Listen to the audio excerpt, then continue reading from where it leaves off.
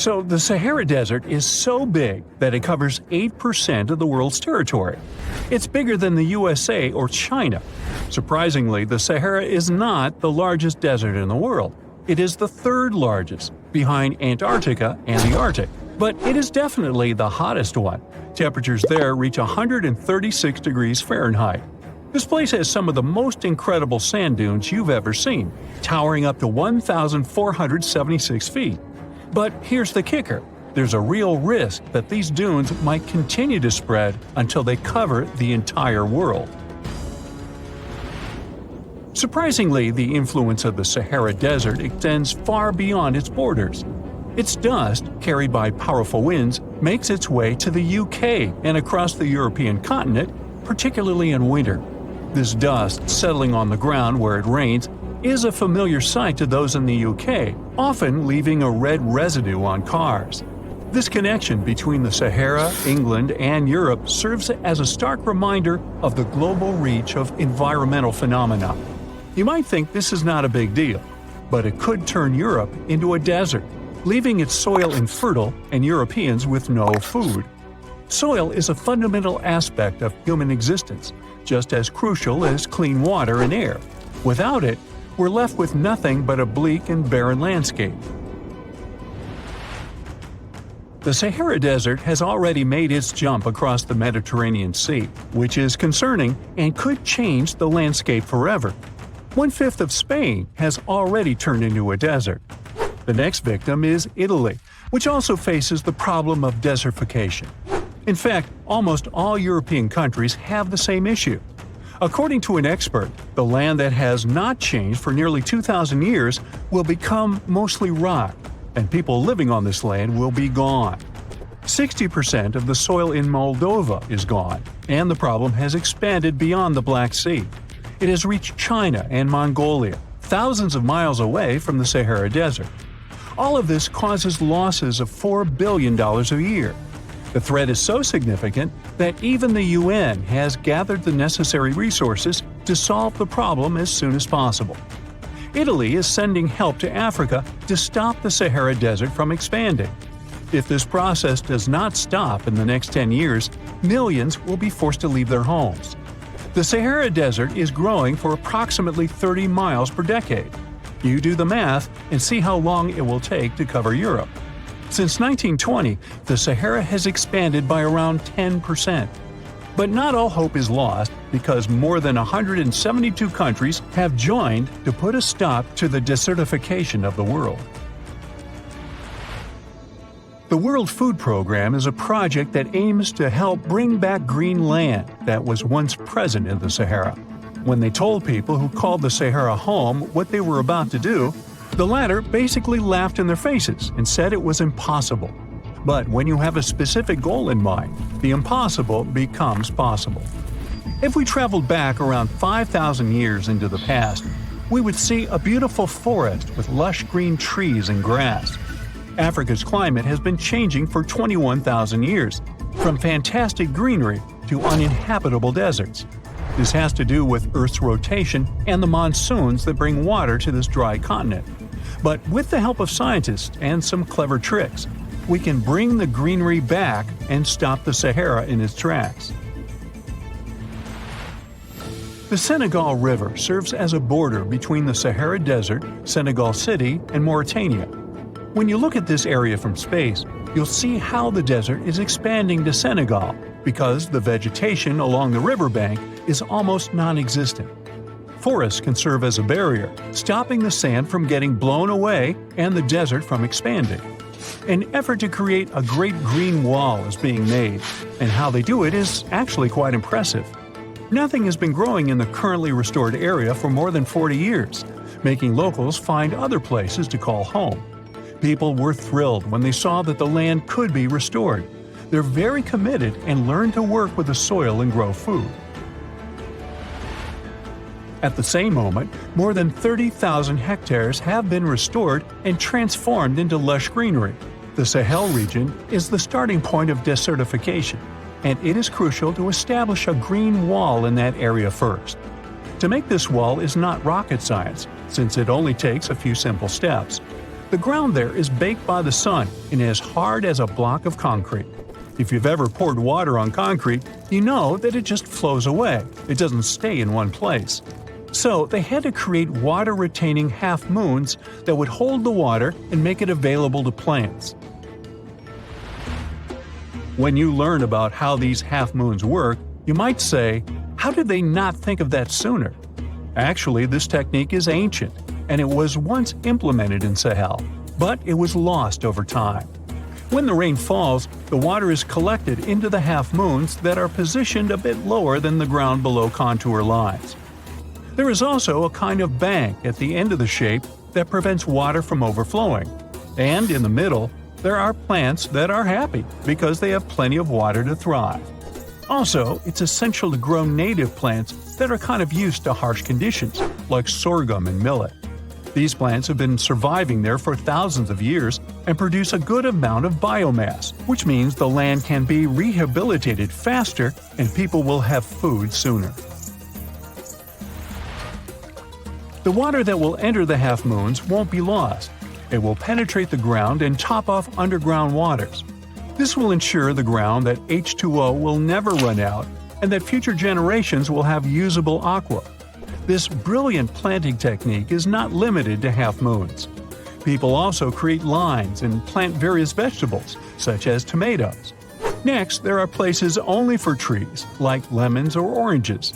After a long hot day, nothing is better than a freshly made cold lemonade. The trees will also protect the soil, and with some luck, there will be a new forest in the Sahara Desert. The goal is to copy the forest dynamic.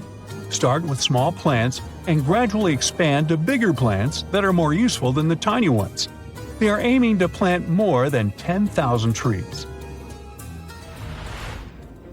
Right now, many people are leaving the Sahara after the rainy season, going to cities or leaving Africa altogether. At this time of year, villages are like ghost towns. Only animals can be found there. Most people are gone. I mean, who would blame them? Nobody wants to live in the sand where nothing grows.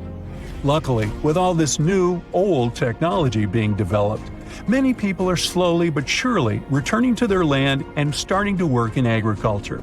The best thing is that there are no brutal winters, so plants grow 12 months a year, and people can always have food. People are becoming more social because now everybody stays in their villages and doesn't travel much. If this project works out, Africa will be saved, and the world won't turn into a giant desert. Phew! This summer has been turning up the heat like never before. We feel like roasted marshmallows on a sizzling grill. Yes, the world is getting hotter, but some regions have always fought with high temperatures. It turns out people had some inventions to keep themselves cool in ancient times too. Some of them are still functioning, even 3,000 years later. Let's take a look at how people saved themselves from heat throughout history. So, put an ice cube into your cold drink and get ready to hear how people survived the heat. Speaking of ice cubes, do you know that the Persians made an ice storage system? In the deserts of ancient Persia, people had an out-of-the-box idea about how to prevent their food from turning into a melted mess. These ingenious Persians stumbled upon a physics trick that allowed them to create ice in the middle of the desert. They called these cool structures yakhchuls, which basically means ice pits. These ice pits were not your ordinary coolers. They were like secret underground fridges. They looked like dome-shaped mud brick structures on the outside, but inside, it was a whole different world. These ice pits had an evaporation cooler system that worked like magic. At night, when the desert cooled down, Persians made use of the radiative cooling effect. They set up cleverly designed trenches to hold thin layers of water. The water froze, defying the desert heat. Then there were underground square storage areas.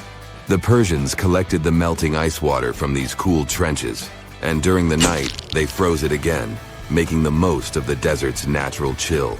To add to the cooling effect, they built a wall to shade the storage areas from the hot midday sun. And that's not all. They had this fantastic wind-catching contraption called a badger that caught the breeze and directed it right into the ice pits. Fresh air plus ice. Cool breeze. A winning combo. They even had intricate water channels called qanats to bring water to the ice pits and homes all the way from the nearby mountains. As time passed, these yakhchuls faded into history and modern technology took over. But hey, there's good news too. Some awesome folks in Iran are restoring these ancient coolers. So, if you ever find yourself in the desert, don't forget to pay a visit to these marvelous places and witness the genius of the ancient Persians firsthand. Now, I want to focus more on the wind catchers because they don't just help make ice cubes.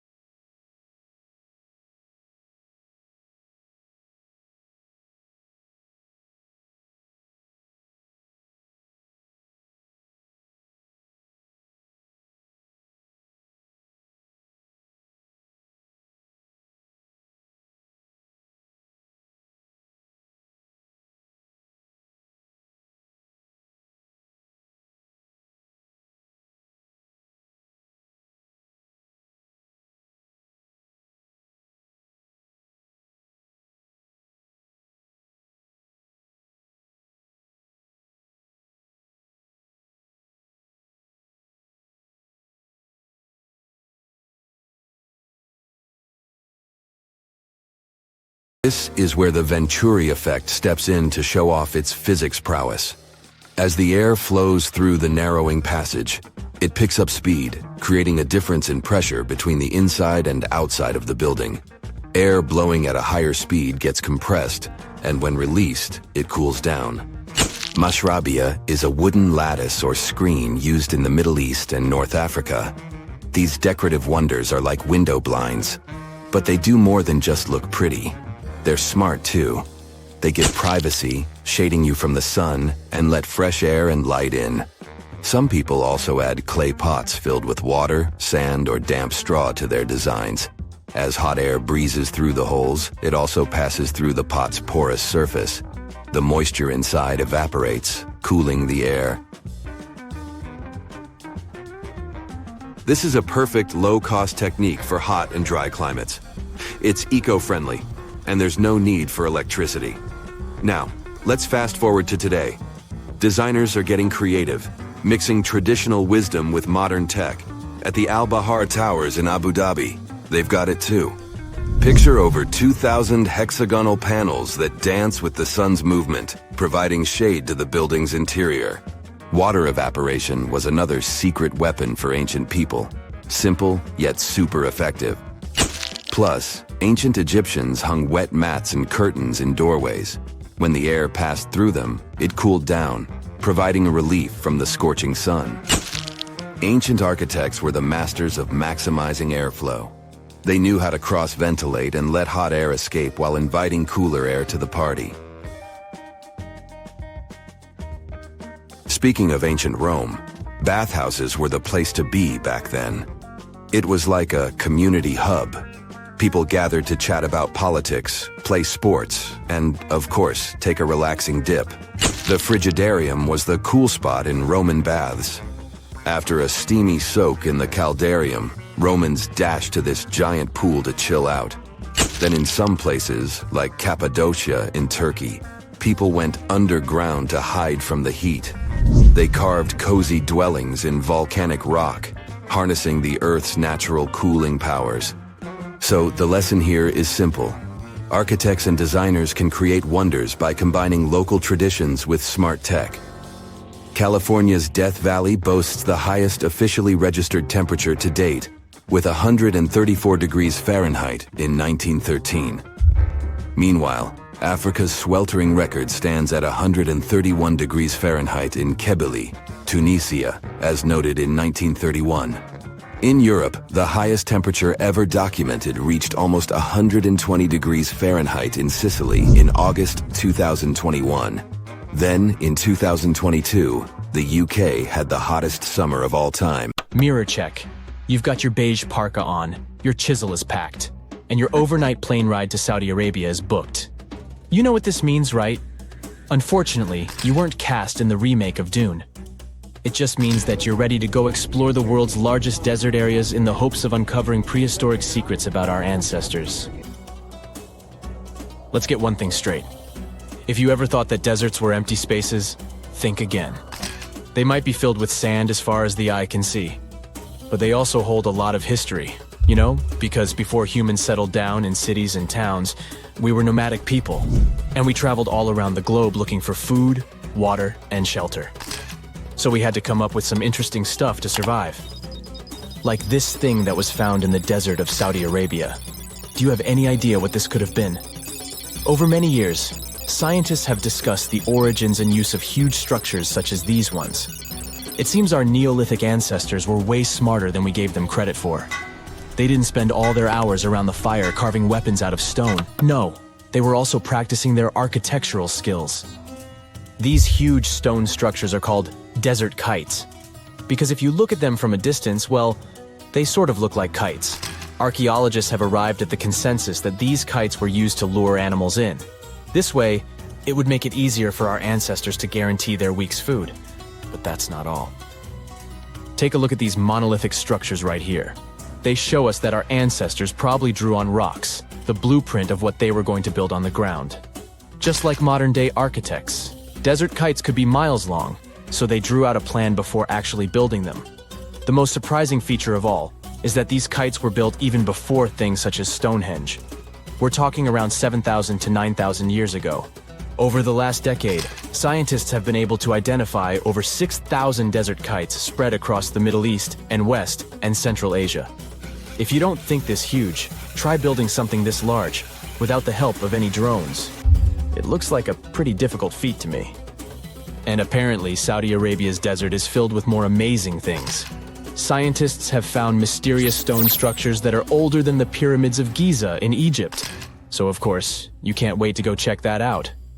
Can we all agree that carrying around heavy rocks to build a pyramid without the help of modern technology sounds absurd? I mean, how on earth did they do it? Now imagine turning back the clock about 2,000 years into the past and finding humans that built similar gigantic structures in isolated areas. Take a look at these so-called mustadels. They are rectangular structures built from piled-up stones, found over 77,000 square miles.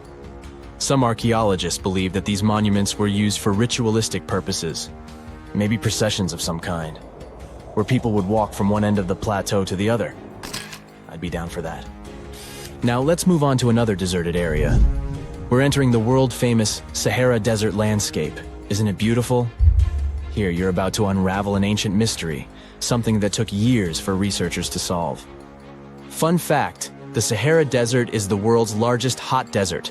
It spans over 3 million square miles, which would be like putting 1,000 times the country of Hawaii next to each other. We say it's the largest hot desert because the world's largest desert area is Antarctica. But we all know temperatures over there are freezing, not the typical image of when we think of a desert. Deep into the desert, near the Algerian town of Fougeret et Zoua, something strange was found.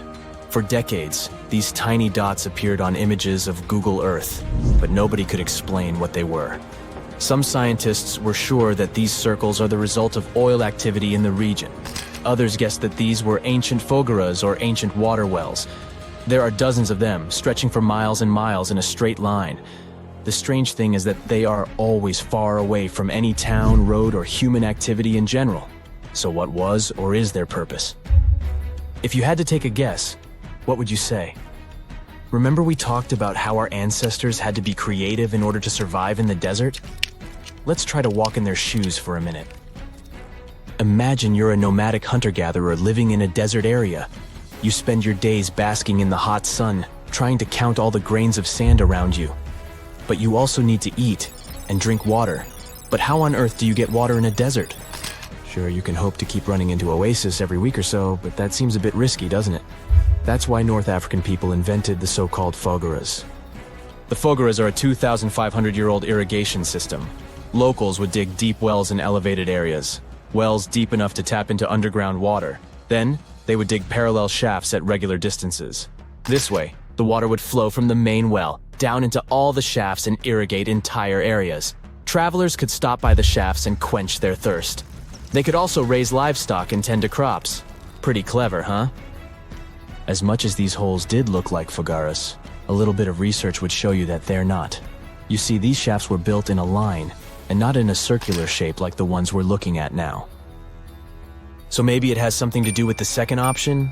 Maybe these desert holes were related to oil activity in the region? Let's have a look at the holes up close and personal. From Google Earth, they don't seem that big, but in real life, they are huge craters. The tip to uncovering what they are is hidden beneath the sand. If you were one of the researchers originally uncovering the truth behind this mystery, you would have found something unique hidden in the sand. Old dynamites and vintage sardine cans. Putting the pieces of the puzzle together, scientists found that these sardine cans were a model from the 1950s and 1960s. It seems that entire teams from that decade would camp out while they surveyed the area for oil. And what about the dynamites? These were used for seismic surveying. This is an old technique, used to identify if there is oil and gas beneath the Earth's surface. Still in North Africa, you find out about another desert mystery worth exploring. Near the city of Meteorites, southwest of Algeria's capital, one runs into 13 peculiar monuments. These structures are also called jadars, and yes, I am aware of how much that may sound like a Star Wars reference.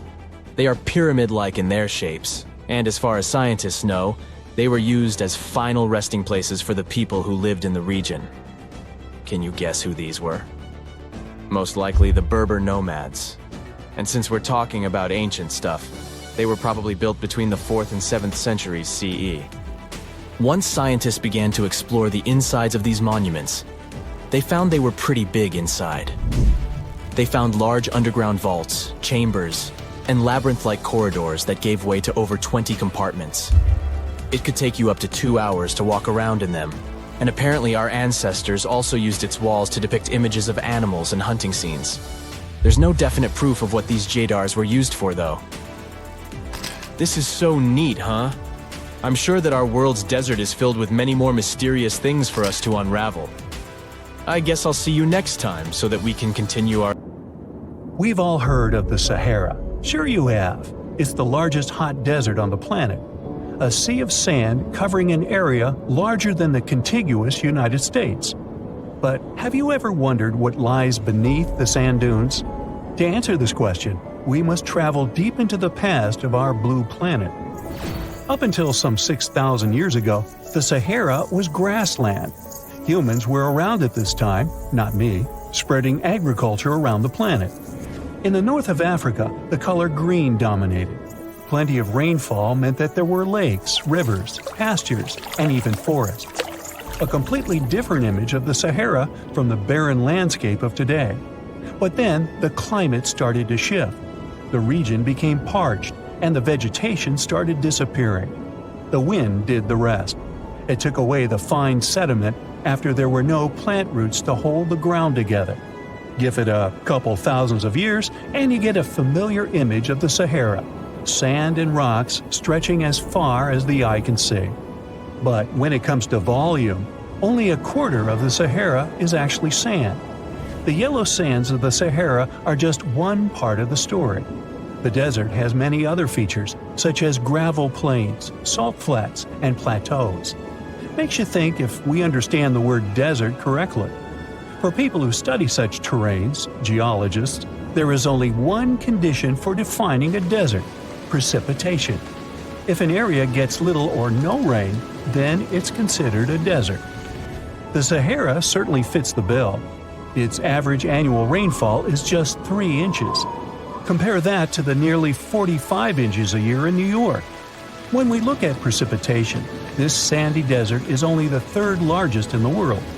Number 1 and 2 are Antarctica and the Arctic. They are larger than the Sahara by millions of square miles. It sounds odd, but there is more than one type of desert.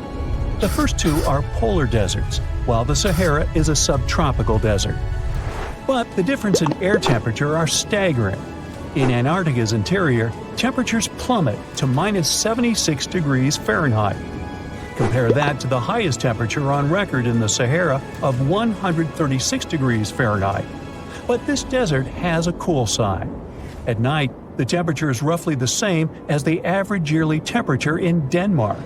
This hot and cold roller coaster makes it hard to choose the right outfit when venturing into the Sahara. And what about the sand? How deep is it actually? The depth varies between 70 and 140 feet. That's not too deep. If you put the Statue of Liberty in a tall dune, half of it would still stick out of the sand. Its vast amounts in the Sahara were created by aeolian processes. That's Greek for wind. Over time, it blows and shapes the surface of the earth. In dry areas with sparse vegetation, winds erode the ground much faster. That's what happened in North Africa. Under all that sand is the bedrock and cracked clay.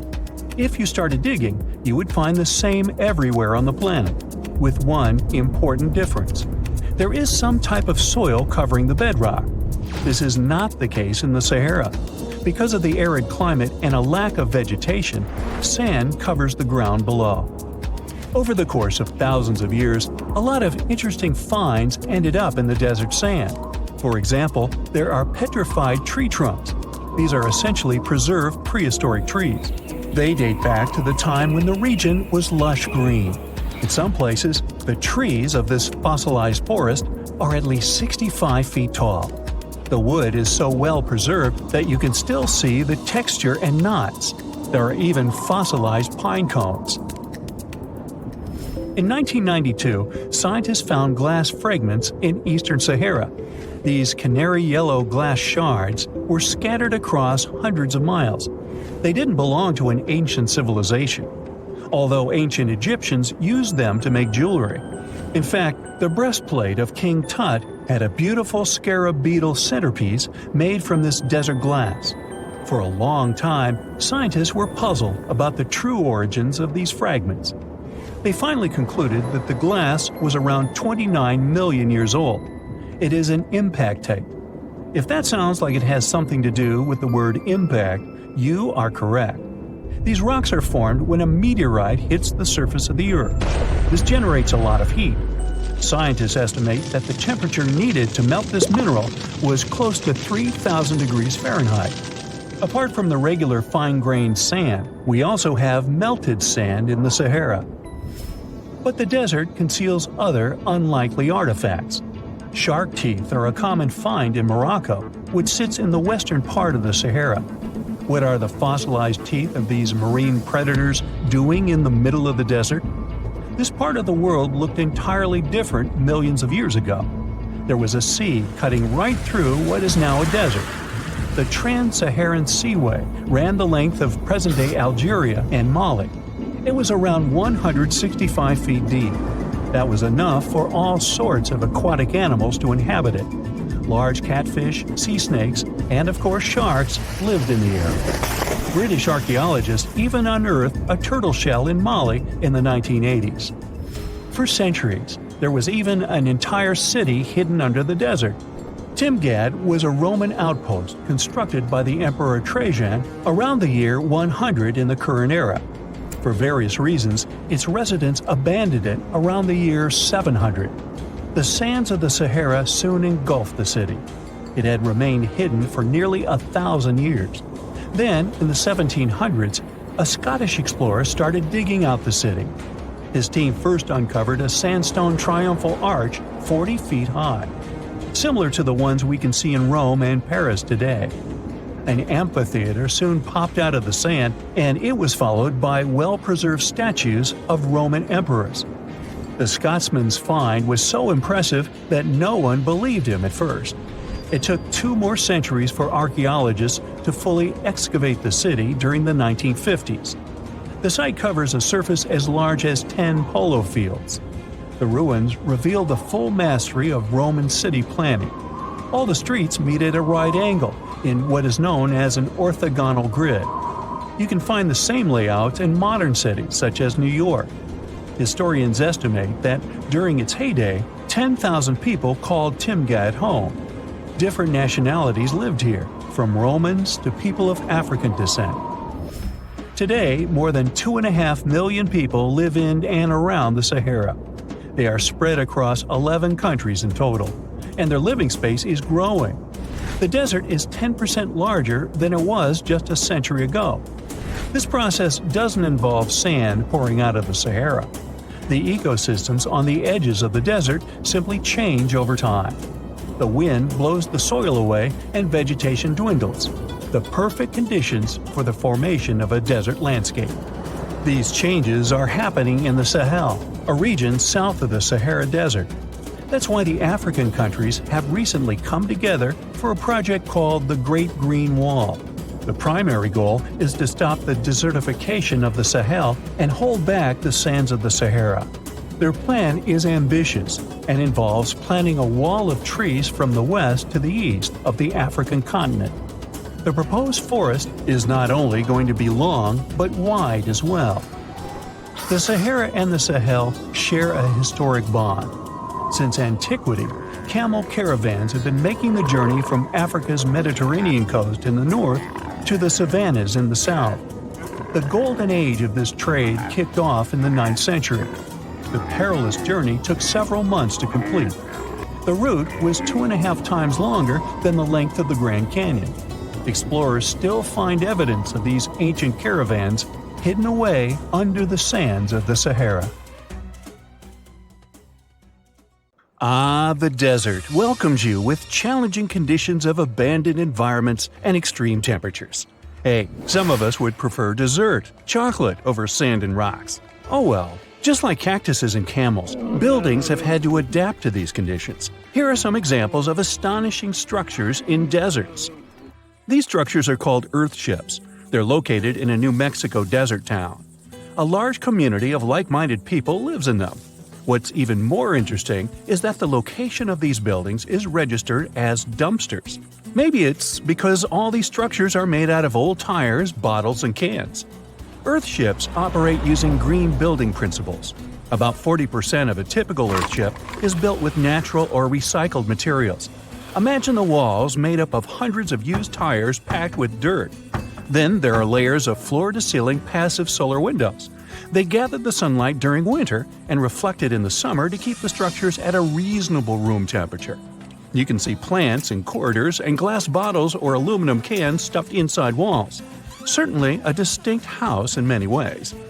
Mike Reynolds is an architect who noticed the alarming waste and consumption levels in the 1970s. He designed a fully sustainable home out of cans back then. Almost 40 years later, he becomes the one who brings together all the other Earth shippers. Reynolds drove a Mercedes, but it ran off of the vegetable oil he picked up at fast food restaurants in town. A standard 2-bedroom, 2-bathroom Earthship costs about $250,000 in this town. Yet there are Earthships like Dobson House that can cost as much as $1.5 million. If you do it yourself, with family and friends, you can eliminate the cost of labor, and it becomes relatively less expensive. Let's assume you're really going to build one. Where can it be? Well, anywhere. Earthships currently fit in the cold, dry air of Canada, as well as the hot and humid climate of Haiti. This is the Mirage Mirror House. It's an installation set in the Southern California desert. Mirage opened in 2017 as part of a contemporary art exhibition. It's composed of mirrors. This minimalistic structure blends with the environment around it. The doors, windows, and openings have been removed to create an amazing experience. What you have in the landscape is reflected back to you. How's it made? With mirrored surfaces. At night, the distant lights refract from the mirrors. In the daytime, the sky is transformed into banks of clouds. There's no fixed scenery in this house. How about seeing a futuristic structure in the deep desert? Architects designed a concept home that pairs perfectly with Elon Musk's Cybertruck. The house has a post-apocalyptic theme. I mean, when I say post-apocalyptic, it's because I can't say it. Anyway, the house is designed to survive in a disaster scenario. The cyber house has steel gates, the windows are armored, and the exterior walls are made out of super strong material. Modern house is controlled by an autonomous geothermal heat pump. To put it in less sci-fi terms, you can keep the internal temperature steady. This sleek house has an entrance that can fit the Cybertruck. After all, it's inspired by it in the first place. Plus, the Cybertruck can be lifted to the second floor to be more secure. This is King Abdullah Petroleum Studies and Research Center in Saudi Arabia. Basically, it's a laboratory in a desert. It was designed to demand minimum energy. The architecture has patterns on the walls and ceilings, giving reference to the local tradition of geometric form. The next stop is Swartberg House in South Africa. This one is located near the Swartberg Mountains, but don't get too excited. It's on the edge of the Great Karoo Desert. It's a 4-bedroom apartment. It has a special temperature regulating system. The system works like a shield from the heat in the summer and as a sun trap in the winter. You're looking at the Grand Mosque of Djenné in Mali. This mosque is 52 feet tall. This is impressive because it's made of only sticks and a special mix of mud and other natural elements found in the desert. Petra is an ancient city hidden in the Jordan Desert. The structures are carved directly into red, white, and pink-colored sandstone cliff faces. It's located among the canyons and mountains near the desert. The place was a trade center many years ago. You might already see pictures of the impressive facade of the treasury. This structure still holds many mysteries in it. For starters, scientists can't explain how the Nabateans managed to create such a structure thousands of years ago. Did you know that there's another mysterious place in the middle of the desert that has a similar structure to Petra? Median Saleh was like a second capital of the Nabatean kingdom. Yet another secret they left for us to decipher. It has over 100 decorated tombs and more than 1,000 non-monumental graves. Plus, inscriptions and cave drawings are also here, again surrounded by sandstone. This wooden shack was a post office once. The structure is in the Tengger Desert of Mongolia. It's surrounded by nothing. Sand is the only thing that accompanies the lonely structure. The building is only 23 square inches. As you can guess, it didn't get too many visitors. It was abandoned for over 35 years. Its fate changed one day when a woman discovered the building. Mrs. Zhang and her friend came up with an idea.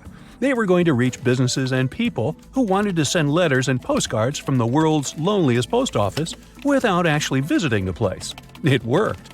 The post office rarely gets visitors in place, but it's busy online. Over 20,000 letters and postcards were sent from the desert post office in December 2021 alone. The place is about 6 miles off the nearest road. A post truck picks the letters up and hits the road for delivery. Eventually, they are shipped all over the world. A second destination in Saudi Arabia is King Abdulaziz Center for World Culture. The building has an interesting design. It took nearly a decade to build this complex structure. It's a 321-foot-tall tower which stands out with its look. Stone Matters Pavilion is a stone structure in Palestine. The structure spans a surface area of 93 square inches. It has been built entirely out of 300 interlocking stones that mutually support each other. The concave roofs, and yes, they look like giant bowls, are designed that way to collect rainwater. The structure is in Iran. Interestingly, in Iran, the evaporation rate is 3 times faster than the world average, so this bowl-like design comes in very handy. It captures the water in a way that the water can form a single mass as a whole before it evaporates. The outer shell of the roof system collects rainwater, but it also works as an additional shading. It makes air move freely, designed like a cooling mechanism for both roofs. Eco Lodge in Egypt is the next stop. The project is built in a place that overlooks the desert and is constructed using locally available materials like sun-fired bricks and palm wood. The building is an example of traditional architecture. There's a water basin that lets in the air to keep the interior cool. A worthy mention is the CID Interpretation Center in Chile. Chile's Atacama Desert is among the top tourist destinations in the country. To help the tourists, architects designed a visitor center as part of the infrastructure for the wind farm. Here, the cold winter months don't freeze people because the large windows make the most of solar heating.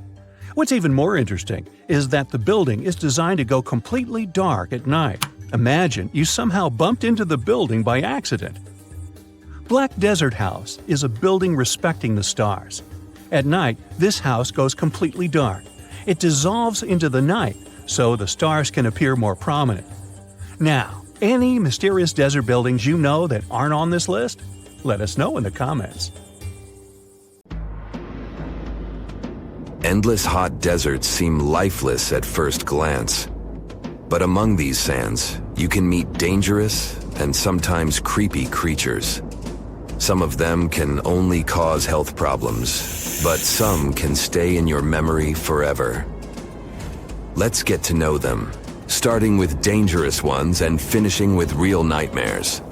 So, you're walking through a desert and see a big teddy bear with open hands. You understand that it's probably a mirage, but still, you come closer. You were right. It's not a plush toy, but a giant cactus. There's something strange about it. Thanks to some strange fluff, the branches resemble the arms of a teddy bear. However, this is not fluff, but thousands of thin needles, and they are the reason you shouldn't come closer. The cactus is called the jumping cholla, or teddy bear cholla. It grows in the desert areas of Arizona and in the northern part of Mexico. Don't worry, this cactus won't attack you, but it will cling to your skin or clothes if you touch it. Such a fur coat protects the cactus from animals, creates shade, and saves it from heat. The lateral branches are the most important parts of the plant as they carry out photosynthesis and accumulate a large amount of moisture inside. So, despite all the danger, the cactus can be helpful for desert wanderers. And the danger here is needles. If you look closer at them, you will see they have the shape of hooks. One touch, and hundreds of thorns are already in your finger. It's pretty difficult to get rid of them, and the needles cause unpleasant, painful sensations. But the coolest thing about this cactus is the way it reproduces. The plant clones itself in a new place. When animals and people pass the jumping cholla and touch it, the cactus gives them a small piece of itself, along with the needles. As soon as you throw this piece to the ground, it takes root and starts growing. The degree of danger is rising. The next monster from the desert is running toward us, and that is an ostrich. Many think these animals are cowards hiding their heads in the sand. You will most likely change your mind if you're unlucky enough to meet one. Usually, ostriches are not aggressive, but you should run if you come closer to their nest. On the other hand, you won't be able to do that because ostriches move at a speed of 43 miles per hour. You need a car to get away from them. They run and hit their enemy with their chests. There have been cases when ostriches attacked vans and caused significant damage to them. But the main danger these birds present is their powerful legs with sharp claws. They can deliver strong blows with them and even beat a prone opponent. So yes, if you see an ostrich in the distance, go the other way.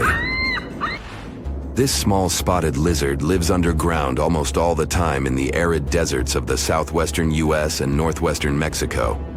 Sometimes it goes outside to find lunch. It only seems cute, but in fact, it's a dangerous Gila monster. Its thick skin protects the reptile from hawks, coyotes, and other predators. But its main protection is its venom. Snakes and spiders inject their toxins using long, needle-like fangs. The Gila monster clamps down and chews the prey to spread the venom. And when it bites a person, it can keep its jaws closed for a long time. Getting rid of the animal is a tricky feat. People who have experienced the effects of the venom say it feels as if hot magma passes through the veins. Despite this, the lizard turned out to be useful for science. Doctors used its venom to create medicines for diabetes and obesity. The time has come. Now you're about to meet one of the creepiest creatures living in the desert. Be quiet and listen to the silence. Stand still. There's no one around. Suddenly, you hear some hissing coming from below. You lower your head and see it. A big yellow spider the size of a human palm with strong jaws and long legs hides in the shadow of your body. In horror, you run away from this monster, but it goes after you. It isn't easy to do it in this situation, but try to calm down. The creature isn't interested in you. It wants only your shadow to hide from the scorching sun. Anyway, it's better not to touch it. The powerful jaws of the camel spider can cause unpleasant sensations, to put it mildly. And, by the way, this creature isn't really a spider. Yeah, it belongs to the class of arachnids, but it's a separate species, Sulpagid. It likes to bite. It's fearless and pretty aggressive. The spider preys on insects, lizards, rodents, and small birds. It can also move at a speed of 10 miles per hour. For their small size, this is very fast. You need to be a professional athlete to run away from it.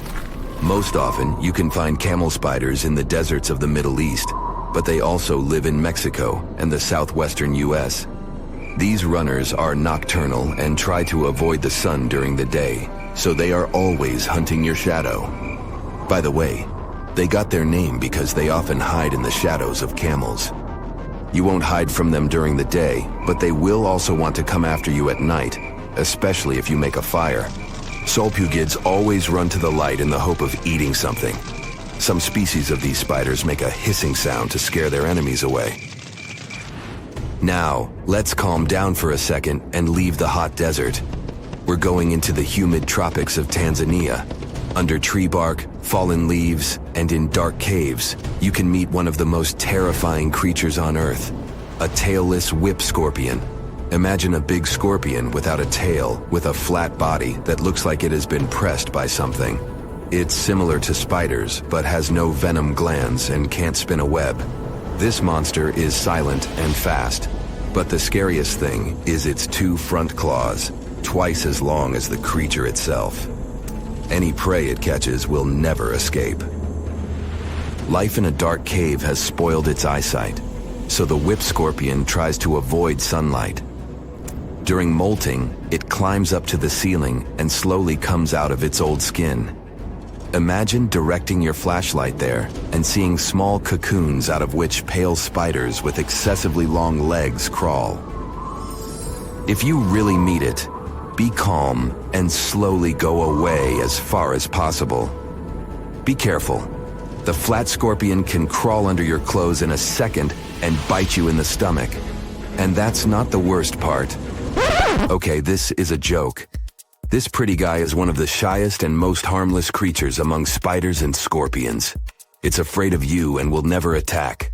Many consider it beautiful and keep whip scorpions in glass terrariums. If you want such a pet, carefully watch it so that it doesn't run away from its house. If it happens, it will be pretty challenging to catch it again. In a matter of moments, it can get under your bed or go through gaps in the floor. Then it'll go to your neighbor's apartment through a ventilation system and scare people there. Okay, how about one more scorpion? It's not as creepy as the other creatures in this video, but it's the most venomous scorpion in the USA. This is the Arizona bark scorpion. The problem is that you can see it in the desert, in your home, or in the yard. These dangerous venomous beasts crawl into rooms and often sting people.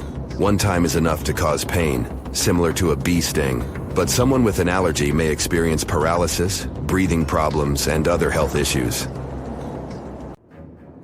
So the Sahara Desert is so big that it covers 8% of the world's territory. It's bigger than the USA or China. Surprisingly, the Sahara is not the largest desert in the world. It is the third largest, behind Antarctica and the Arctic. But it is definitely the hottest one. Temperatures there reach 136 degrees Fahrenheit. This place has some of the most incredible sand dunes you've ever seen, towering up to 1,476 feet. But here's the kicker. There's a real risk that these dunes might continue to spread until they cover the entire world. Surprisingly, the influence of the Sahara Desert extends far beyond its borders. Its dust, carried by powerful winds, makes its way to the UK and across the European continent, particularly in winter. This dust settling on the ground where it rains is a familiar sight to those in the UK, often leaving a red residue on cars. This connection between the Sahara, England, and Europe serves as a stark reminder of the global reach of environmental phenomena. You might think this is not a big deal, but it could turn Europe into a desert, leaving its soil infertile and Europeans with no food. Soil is a fundamental aspect of human existence, just as crucial as clean water and air. Without it, we're left with nothing but a bleak and barren landscape. The Sahara Desert has already made its jump across the Mediterranean Sea, which is concerning and could change the landscape forever. 1/5 of Spain has already turned into a desert. The next victim is Italy, which also faces the problem of desertification. In fact, almost all European countries have the same issue. According to an expert, the land that has not changed for nearly 2,000 years will become mostly rock, and people living on this land will be gone. 60% of the soil in Moldova is gone, and the problem has expanded beyond the Black Sea. It has reached China and Mongolia, thousands of miles away from the Sahara Desert. All of this causes losses of $4 billion a year. The threat is so significant that even the UN has gathered the necessary resources to solve the problem as soon as possible. Italy is sending help to Africa to stop the Sahara Desert from expanding. If this process does not stop in the next 10 years, millions will be forced to leave their homes. The Sahara Desert is growing for approximately 30 miles per decade. You do the math and see how long it will take to cover Europe. Since 1920, the Sahara has expanded by around 10%. But not all hope is lost because more than 172 countries have joined to put a stop to the desertification of the world. The World Food Program is a project that aims to help bring back green land that was once present in the Sahara. When they told people who called the Sahara home what they were about to do, the latter basically laughed in their faces and said it was impossible. But when you have a specific goal in mind, the impossible becomes possible. If we traveled back around 5,000 years into the past, we would see a beautiful forest with lush green trees and grass. Africa's climate has been changing for 21,000 years, from fantastic greenery to uninhabitable deserts. This has to do with Earth's rotation and the monsoons that bring water to this dry continent. But with the help of scientists and some clever tricks, we can bring the greenery back and stop the Sahara in its tracks. The Senegal River serves as a border between the Sahara Desert, Senegal City, and Mauritania. When you look at this area from space, you'll see how the desert is expanding to Senegal because the vegetation along the riverbank is almost non-existent. Forests can serve as a barrier, stopping the sand from getting blown away and the desert from expanding. An effort to create a great green wall is being made, and how they do it is actually quite impressive. Nothing has been growing in the currently restored area for more than 40 years, making locals find other places to call home. People were thrilled when they saw that the land could be restored. They're very committed and learn to work with the soil and grow food. At the same moment, more than 30,000 hectares have been restored and transformed into lush greenery. The Sahel region is the starting point of desertification, and it is crucial to establish a green wall in that area first. To make this wall is not rocket science, since it only takes a few simple steps. The ground there is baked by the sun and as hard as a block of concrete. If you've ever poured water on concrete, you know that it just flows away. It doesn't stay in one place. So they had to create water-retaining half-moons that would hold the water and make it available to plants. When you learn about how these half-moons work, you might say, how did they not think of that sooner? Actually, this technique is ancient, and it was once implemented in Sahel, but it was lost over time. When the rain falls, the water is collected into the half-moons that are positioned a bit lower than the ground below contour lines.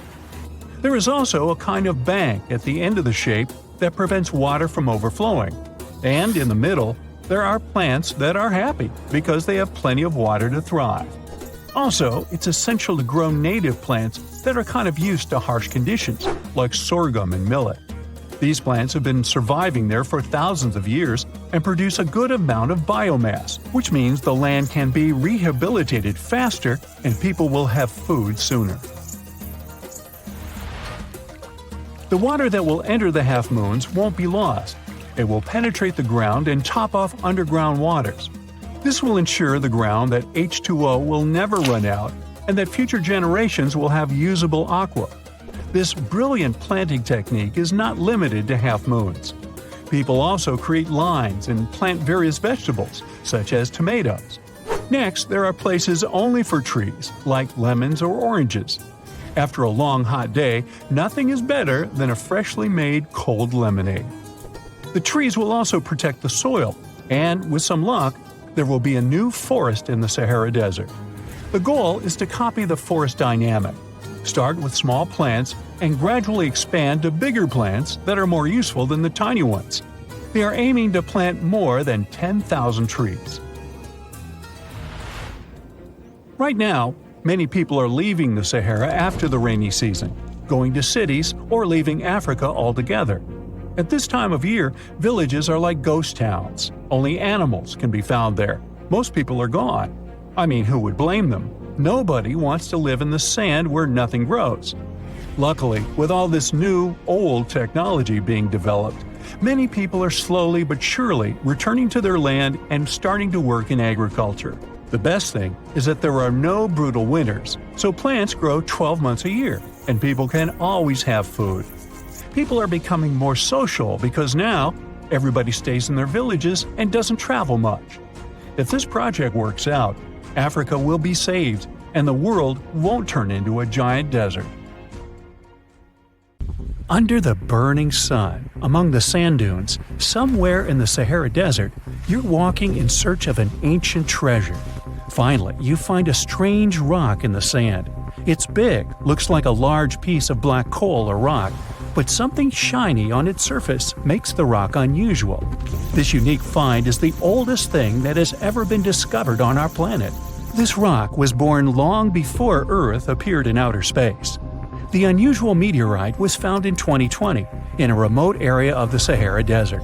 Scientists have analyzed the isotopes of magnesium and aluminum on the stone's surface and found that its age is about 4.5 billion years. At the moment, this is the oldest sample of magma from space in history. It belongs to a small protoplanet that didn't have time to form completely. It happened a very long time ago when our solar system was forming. Many huge asteroids were floating in space. Some of them were formed into huge celestial bodies, which later became planets. The big rocky planets were absorbing the smaller ones. The rock was part of a little protoplanet that just began its formation, but another huge asteroid destroyed it. The planet shattered into billions of pieces. Some of them became part of other planets, some flew outside the solar system, and one piece that had been wandering in space until our Earth was formed. After that, it hit the planet's atmosphere and fell into the territory now known as the Sahara Desert. The rock was discovered in 2020, but the erosion of extraterrestrial rocks shows that it could have fallen much earlier. This ancient thing weighing around 70 pounds has several pieces of different meteorites inside. In simple words, it's a volcanic rock consisting of lava. It has cooled, solidified, and crystallized. That's why you notice the glitter. Scientists hope that further study of the rock will help to learn more about our solar system foundation. The biggest asteroid discovered in the U.S. is the Willamette. Its size is 84 square feet, and its weight is more than 15 tons. This is half the weight of a bus.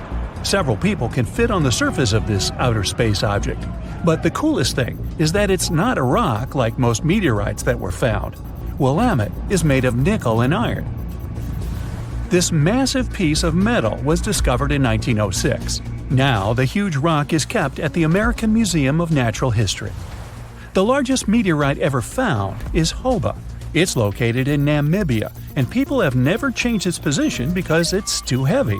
The weight of Hoba is 60 tons. It's heavier than a tank. The next space-related event occurred on February 28 in southwest England. On this day, a huge flash lit up the sky. Then there was a loud crash. Several residents opened the doors of their houses and noticed a black sooty spot on the lawn. They immediately guessed what had happened and reported the discovery to the British Meteorite Observation Network. If you ever find a meteorite, report it to some geological research or space center as soon as possible. The longer a space rock lies on the ground, the faster it loses its value. Rain, dust, snow, wind, scorching sun, all these factors damage the surface of the meteorite. It makes it difficult to study the celestial object. The meteorite found in England looks like coal, but it's way softer and more fragile. It most likely used to contain frozen water. The rock is part of a huge asteroid that plowed through outer space when our solar system hadn't fully formed yet. They found a unique combination of minerals inside the rock. It can help scientists learn more about the origins of the solar system and life on Earth. Now we're heading to Germany, to the small town of Nördlingen. A huge ancient meteorite's hidden here. It's very difficult to notice it unless you know the secret of this town. You're walking along the cozy little streets and looking at the buildings with beautiful architecture. You spend the whole day there and don't find anything that reminds you of a meteorite. To solve the mystery, you need to get out of town. So you climb a high hill and see that the city is located inside a pit. For a long time, locals were sure the house was located in the crater of an extinct volcano. If you look at the houses from a certain angle, you may notice an unusual shining coming from them. In the middle of the 20th century, a group of geologists came here and immediately declared that the crater doesn't look like a volcanic one. The town was built on a huge crater left by a meteorite. The huge celestial body fell here about 15 million years ago. It was so hot that the carbon bubbles inside instantly turned into small diamonds. When people were building this city, they didn't know they were using expensive stones, since the diamonds were hardly visible. The locals never attached importance to the fact that the city walls shine unusually in the sun. Now they believe this place was built from diamonds that had fallen from the sky. Our next stop is in the UK again. This time the rocks are of an earthly origin. The famous Stonehenge. People place circles of rocks here in a certain order. Everyone knows about this archaeological monument, but no one knows the reason for its creation for certain. Another construction built out of mysterious rocks was discovered just 2 miles away. It's called Superhenge. It's bigger, heavier, and takes up more space. Each plate here is 15 feet, which is about the height of 2 floors. Once, the stone stood vertically and formed a huge semicircle, but someone pushed the stones over about 4,500 years ago. It was a college prank. No, not really. That's why they couldn't be detected for a long time. Scientists still can't solve the mystery of Superhenge, but they believe the standing vertical stones were part of some huge monument. Some other amazing rocks are located in the south of Costa Rica. There are big ones, the size of a human, and there are smaller ones, the size of bowling balls. And they all have a perfectly round shape. These giant rocky spheres were created by people. It must have taken years of polishing using stone tools to get the perfect round shape. These balls are incredibly heavy, but can easily roll like a basketball. All the rocks are of a different age. Some of them were created about 2,500 years ago. Most of them are made of molten volcanic magma. Until now, scientists don't know for what purpose these stones were used. They were found in different parts of Costa Rica, near big cities. It's possible that ancient civilizations installed them specifically to show the greatness of local kings. Also, many experts believe the rocks were used as a tool for studying astronomy. The people who knew their purpose of the rocks had disappeared, and the history of the stones was lost along with them. Let's finish our journey with the coolest archaeological find. You're walking through the desert of Peru and climbing a low hill. You look down and notice the surface of the hill is covered with strange lines. You walk far away and see a huge cat on the hill. Such a drawing is called a geoglyph. Its length is around 120 feet, which is about half the size of a Boeing commercial jet. Archaeologists discovered the giant cat in 2020 and found out that it had been created somewhere between 200 and 100 BCE.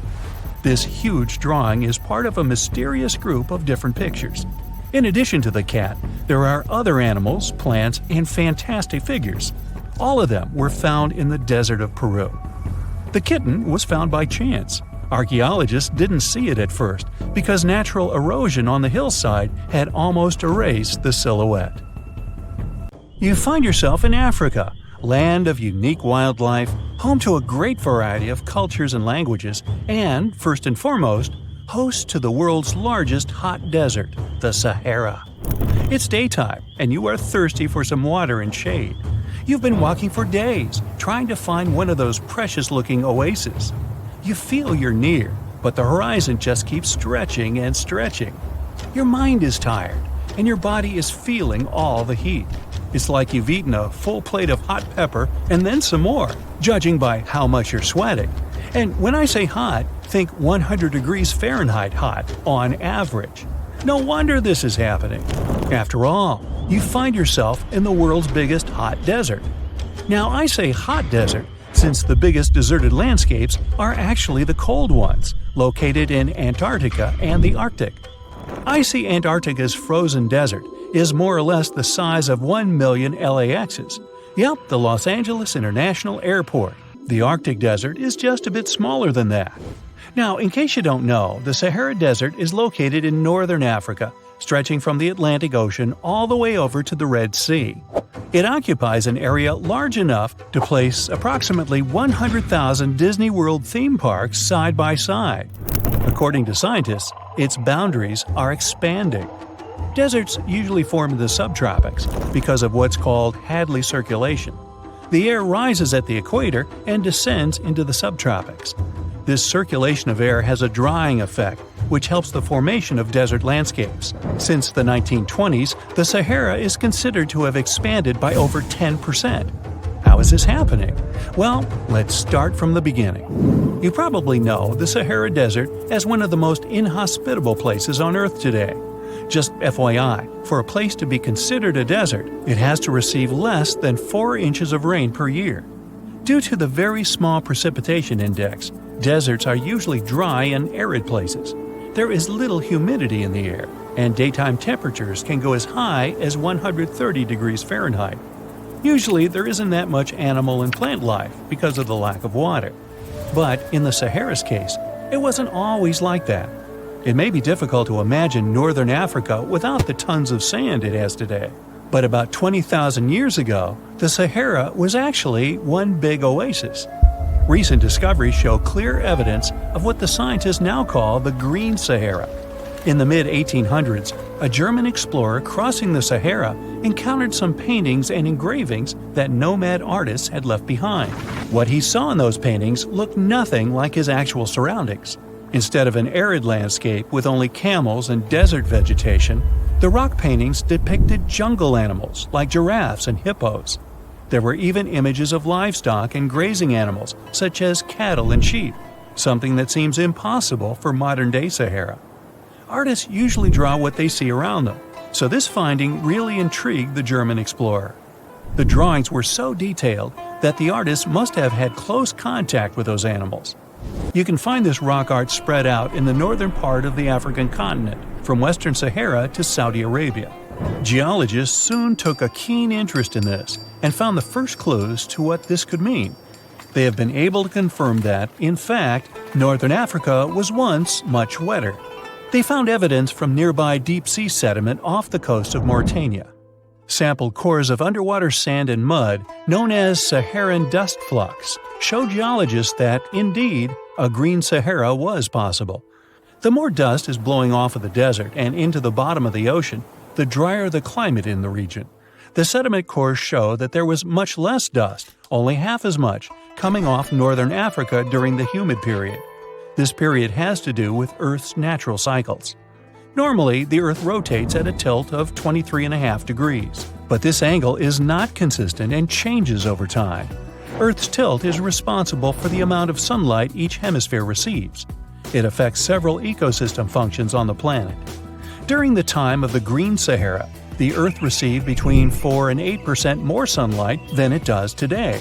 So, when the Earth tilted about 20,000 years ago, the northern hemisphere received more direct sunlight, which affected humidity levels in the region. As the northern hemisphere got warmer, this affected monsoon activity, more specifically, the West African monsoon. Monsoons are wind systems that affect a region's rainfall index and humidity levels. As a part of the globe gets warmer, it allows for more air to rise. It combines with the wind to draw moisture up into the atmosphere. Little by little, northern Africa also became wetter. The increased moisture made the Sahara so wet that there were actual bodies of water in the region. As vegetation grew, the plants held onto moisture better than bare sand could. There is evidence of natural basins throughout the Sahara and lakes so big they would fit all of the U.S.'s Great Lakes inside of them. Archaeologists uncovered evidence of vibrant societies in what are now arid areas. It looks like ancient cultures were able to take full advantage of the African humid period. According to researchers, the human population peaked across the Sahara about 9,000 years ago. There are traces of fireplaces, hunting tools, fishhooks, and even mounds of fish bones. Records show that there have been over 230 green periods over the span of 8 million years. Solar radiation is always changing due to natural orbital cycles. That's why Earth will most certainly see another green Sahara moment. It might be thousands of years from now, but it will happen. The same way the Sahara turns green, it turns yellow again. Let's put it like that. All it takes is a significant axial tilt and a few years of readjusting. However, another phenomenon is calling the attention of scientists now. Recent studies by the National Science Foundation from the University of Maryland show the Sahara has expanded 10% over the past 90 years. This phenomenon is called desertification, which literally means fertile land turning into desert land. The Sahara Desert is now advancing into the semi-arid region of Sahel. In 1950, this region was home to 31 million people. Today, its population is over 100 million people. This rapid population growth has largely contributed to the Sahara's expansion. Farmers that were once nomads began settling down. Land usage grew more intense, aiding in weakening the soil. The demand for food has caused an overcropping of the land, so even more of it is turning into the desert now. The study also shows that natural climate cycles can affect rainfall in the Sahara and the Sahel. Scientists affirm that all deserts fluctuate, not only the Sahara. A desert's boundary may expand in the dry winter and contract during the wetter summer. South of the Sahara lies the Chad Basin. It is a natural body of water that now serves as an indicator of the Sahara's expansion. The Chad Basin is located in the region where the Sahara is advancing southward. An atmospheric and ocean expert from the University of Maryland explains that rainfall has reduced greatly in the entire region. Due to reduced rainfalls, there is less water across the entire basin, and even Chad Lake is drying out. Just like the Sahara, the Atacama Desert in Chile, deemed the world's driest, is also expanding. It is located north of the city of Santiago, and its southern border is expanding toward the Chilean capital. Because the climate is getting drier and drier here, the city of Santiago risks turning into an arid or semi-arid region itself. The once fertile valleys of local rivers that lived on agriculture and livestock for many generations are losing their revenues as Chilean land is turning into a desert. Since 2010, Santiago has received only a third of its annual rainfall. Outside of the city, farmers are digging holes in search of blue gold, or simply put, water. The situation here is very similar to that of Sahel. So tell me this, were you as surprised as I was to find out what has been happening in the Sahara region? Feel free to share in the comments below.